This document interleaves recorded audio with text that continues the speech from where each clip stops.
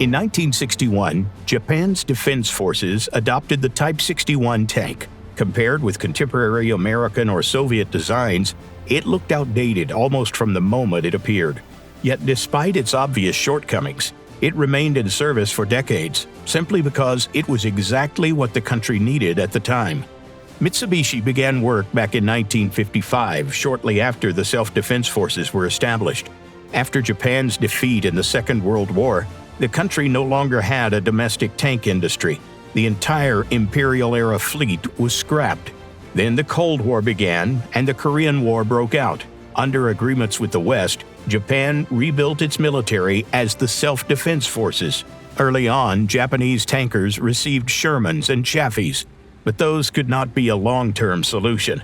The more powerful Pershings and Pattons looked far more convincing, yet they were deemed too heavy and too expensive.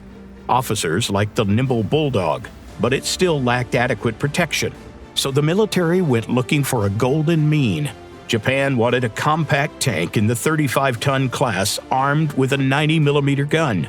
Korea had shown that smaller calibers were no longer effective enough, while 105mm had not yet become the global standard. Among foreign designs, the Soviet T-54 fit Japanese requirements best, but for obvious reasons, it was impossible to obtain. The tank would have to be built domestically, even if it drew on American experience. Early prototypes resembled the M47, an elongated hull, a forward-set turret, and a bulky engine compartment. But there was a key difference. Japanese engineers placed the transmission in the front of the hull, as on many Second World War-era tanks. That simplified maintenance, but consumed valuable space up front. The first prototypes still had the angular lines of wartime vehicles, yet subsequent versions adopted a progressively more modern look. The armor protection was relatively weak.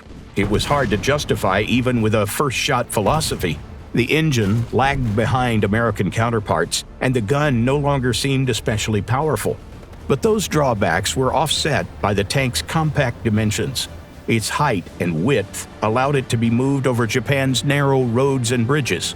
Mitsubishi experimented with an autoloader on the third prototype, but the cost was too high, and it remained a dead end.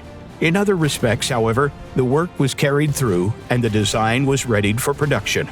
The Type 61 entered series production in 1962 and became a solid first step for Japan's engineers. With the self-defense forces as the only customer, Mitsubishi kept its ambitions realistic.